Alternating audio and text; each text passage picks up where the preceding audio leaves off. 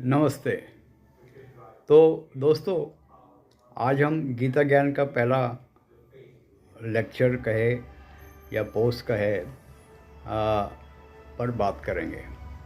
तो गीता में total 18 chapters है और यदि आप बिना उसके कॉन्टेक्स्ट को समझे या गीता क्या है उसको जाने बगैर इसे पढ़ने की कोशिश करेंगे तो ये काफ़ी मुश्किल भरा काम है। मैं ये नहीं कहता कि आप समझ नहीं पाएंगे, but depending upon your age and other factors it might take time. तो इसलिए गीता जी को जानने के लिए उसका पहले एक कॉन्टेक्स्ट बनाना बहुत ज़रूरी है। तो आज हम उसी कॉन्टेक्स्ट को बारे में जिक्र करेंगे। गीता यदि आप जानना समझना चाहते हैं तो जो सबसे पहला प्रश्न आपके दिमाग में आएगा या आपको पूछना चाहिए कि हु एम आई।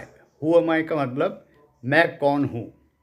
क्योंकि गीता जो है, देखिए गीता जो है महाभारत युद्ध में श्री कृष्ण और अर्जुन के बीच का संवाद है और इसमें कुछ 2-4 ऐसे विषय हैं जो बार बार गीता जी में आते हैं, जैसे आत्मा, परमात्मा, मन, इंद्रिया, डिटैचमेंट, इस टाइप के विषय।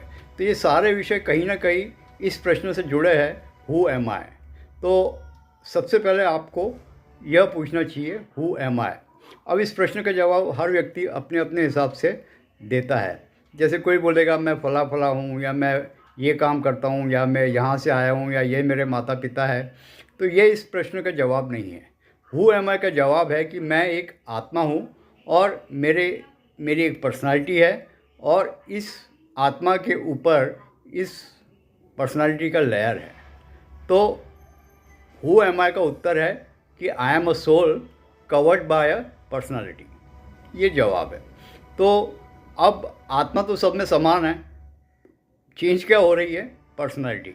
तो आपको अपनी पर्सनालिटी के बारे में जानना बहुत ज़रूरी है कि आपकी पर्सनालिटी कैसी है।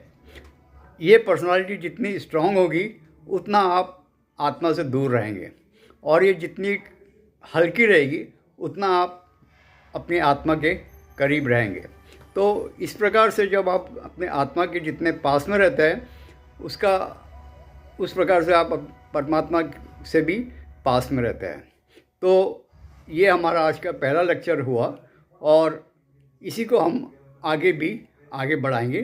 तब तक आप इस प्रश्न को फिर से अपने आप से पूछिए और इसका जवाब ढूंढने की कोशिश करिए। धन्यवाद।